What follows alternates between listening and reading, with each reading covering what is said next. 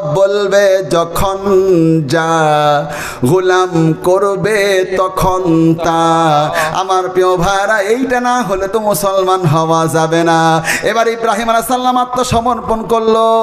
আল্লাহ এবার ইব্রাহিমকে বলল, ও ইব্রাহিম, আত্মসমর্পণ করেছ, এখন আমি তোমারে বলবো যা, তুমি এখন করবে তা। যাও, তোমার ছোট্ট বাচ্চাটাকে, বউটাকে মরুভূমিতে ফেলে দিয়ে আসো।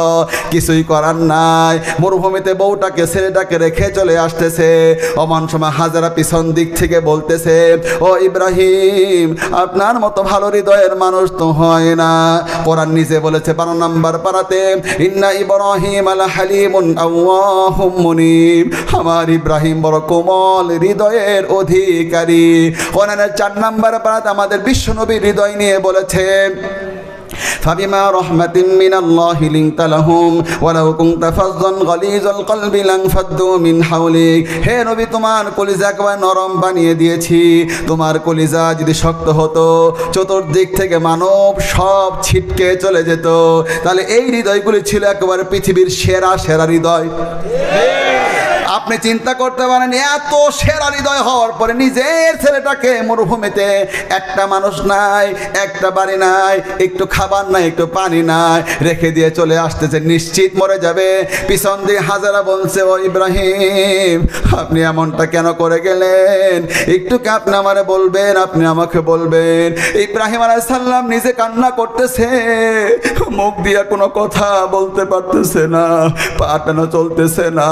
হযরত ইব্রাহিম শক্ত হয়ে সামনে অগ্রসর হচ্ছে, একটু সাহস করে শক্তি নিয়ে হাতটা উঁচু করে তুলে ধরেছে, আর দেখাচ্ছে, ও হাজেরা, 7 আকাশের উপর থেকে হুকুম এসেছে যা, গোলাম ইব্রাহিম সঙ্গে সঙ্গে মান্য করছে তা। আমার তো কিছুই করার নাই, কারণ আমি মুসলমান হয়ে আত্মসমর্পণ করেছি। এগুলো সবচাইতে মারাত্মক। এবার আমাকে একজন প্রশ্ন করলো, হুজুর, এখান থেকে হুজুর আমি হিন্দু দেখতে চাই। তারা আমি বলবো, তুমি ইন্ডিয়াতে চলে যাও, সেখানে হিন্দুর কোনো অভাব নাই। পাশের থেকে একজন বলল, হুজুর আমি ইহুদি দেখতে চাই। তখন তাকে বলবো, তুমি ইসরায়েল চলে যাও, ইহুদির কোনো অভাব সেখানে নাই। আর একজন বলল, হুজুর আমি তো দেখতে চাই, বৌদ্ধ দেখতে চাই। তাহলে যাও, মিয়ানমার যাও, সেখানে বৌদ্ধের কোনো অভাব নাই। আর একজন মাঝখান দিয়ে দাঁড়ায় বলল, হুজুর আমি খ্রিস্টান দেখতে চাই। তখন তারা আমি বলবো, America, Canada, Denmark, Finland, Hungary, Sweden, Switzerland, Australia চলে যাও, সেখানে খ্রিস্টানের কোনো অভাব নাই। আর মঞ্চ থেকে আমার কয়, হুজুর এগুলো সব বাদ দিয়ে আমার এই মুনাফেক দেখায় দেন, কারণ মুনাফেকটা হলো সবচাইতে মারাত্মক। মুনাফেক যদি আমাকে দেখাতে হয়, হিন্দুর মাঝে পাঠালে আমি মুনাফেক দেখাতে পারবো না, খ্রিস্টানের মাঝে না, আমার প্রিয় ভাইরা, ইহুদির মাঝে না, বুদ্ধের মাঝে না। তখন তাকে আমাকে বলতে হবে, সৌদি আরবে চলে যাও, কাতারে চলে যাও, কুয়েতে চলে যাও, ইরানে চলে যাও, পাকিস্তানে চলে যাও, বাংলাদেশে চলে যাও। এক কথায় মুসলমান রয়েছে যেখানে, মুনাফিকটাও রয়েছে সেখানে। আওয়াজ করে জোরে জোরে কবে হবে কথা, ঠিক কিনা? তাহলে এবার আসেন আমার প্রিয় ভাইরা, এখনই মুসলমান দেখায় দেই, পাশের মুনাফিকগুলি সবগুলো একেবারে আমি চিহ্নিত করে দেই। একেবারে বাংলাদেশে এখনই সব ধরা পড়ে যাবে। ইনশাআল্লাহ কালকে বলবেন, না না, আব্দুল্লাহ সাহেব এসে তো ভালো মেসেজ দিতে, খারাপ মেসেজ দেয় নাই। কারণ আগামীতে ভোটের সময় আসতে এখন ভালো মুনাফিক দেখা দরকার, আর মুমিনগুলো ভালো করে চিনা দরকার। এই যে আমার সামনে 1 নাম্বার পারা 19 নাম্বার পৃষ্ঠাতে বের হয়ে গেল। দেখে, এটা পরিষ্কার করলে একেবারে ক্লিয়ার হয়ে যাবে। 5 মিনিটের মধ্যে একেবারে দামি কথা বের হয়ে যাবে। তারপর সালাম টালাম দিয়ে সবাই আমরা চলে যাব, আমার মন আজকে শান্তি হয়ে যাবে। আসেন আয়াতখানা একেবারে সবাইকে নিয়ে পড়ি। إذ قال له ربه أسلم قال أسلمت لرب العالمين।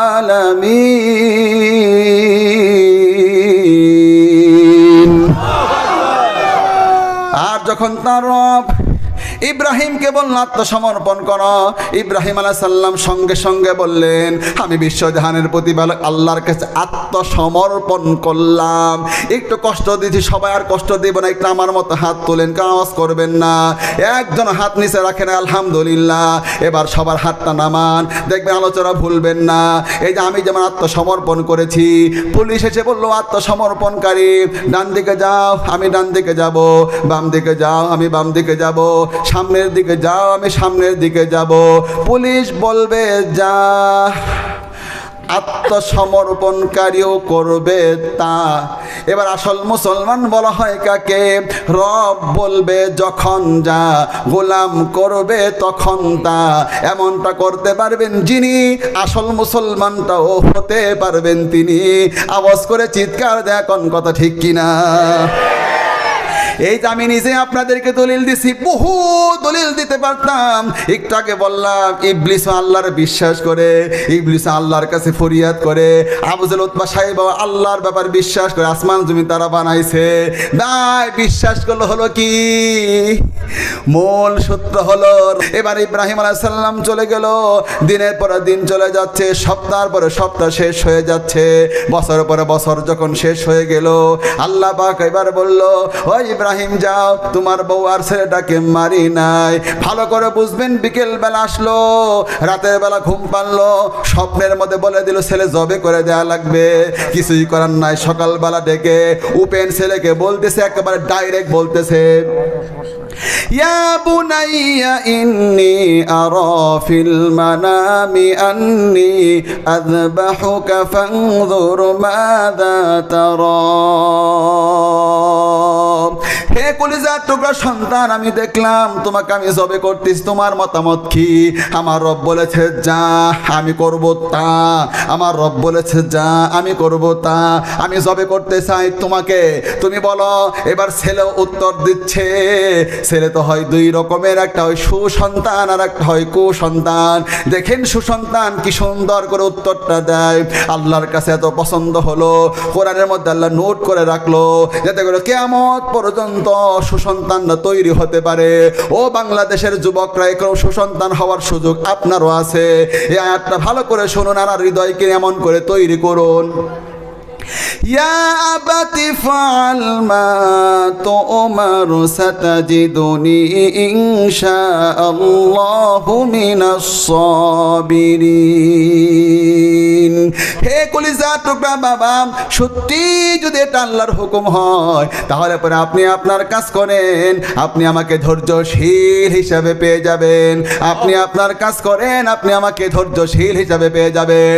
নিজে আমি দেখালাম ইবলিস আল্লাহর বিশ্বাস করেন, করলে হবে কি? রব যখন বলল তুই সেজদা দে, সেজদা দিল না, ঈমান আর টিকলো না।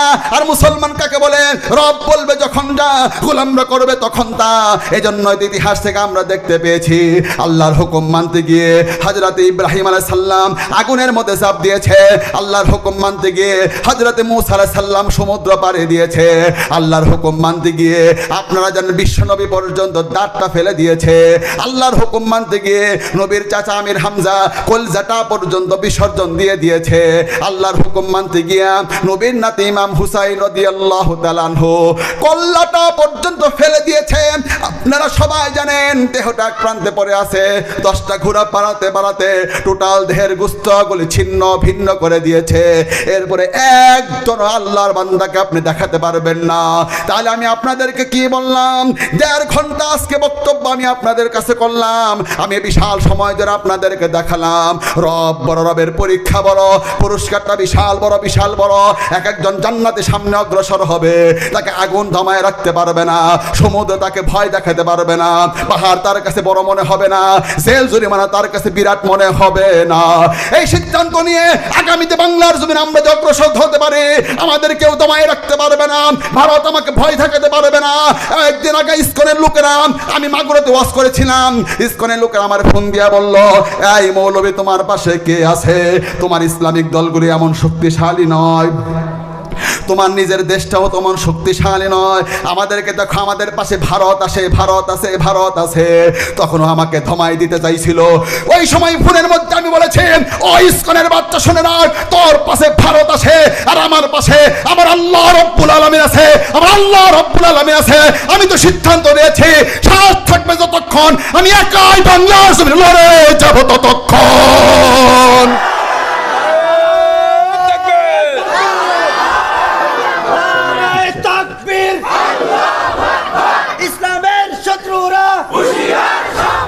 ইসলামের শত্রুরা নারায়ে তাকবীর। তবে আমি বলবো আমি দাওয়াত দিয়ে যাব। আমি মিরপুরে খুতবে যাই, বাংলা কলেজের পাশে হল আমার মসজিদ, আমার ভিজিটিং কার্ড যুবকদেরকে দিয়ে যাব। তোমরা যদি ঢাকাতে যাও, আমার মসজিদ তোমার দাওয়াত থাকলো। নামাজ পড়ার পর আমার সাথে লাঞ্চ করবা। তামাম বাংলাদেশ যুবকদের সাথে আমার একটা সুসম্পর্ক হচ্ছে। ইনশাআল্লাহ যুবকদেরকে নিয়ে আমরা সামনে অগ্রসর হচ্ছি। কোনো ভণ্ড এই দিক সেদিকে আমরা মানব না। কোরআন বলবে যা, আমরাও মেনে নিব তা। আওয়াজ করে এইবার বলেন কথাটা ঠিক কিনা? উল্টা পাল্লা কোনো মুনাফেক সম্মান করব না। এইরকম ভাবে আমরা সামনে একটা বড় প্ল্যান নিয়ে অগ্রসর হচ্ছি ইনশাআল্লাহ। এইভাবে মানুষকে আমরা জমায়েত তৈরি করছি।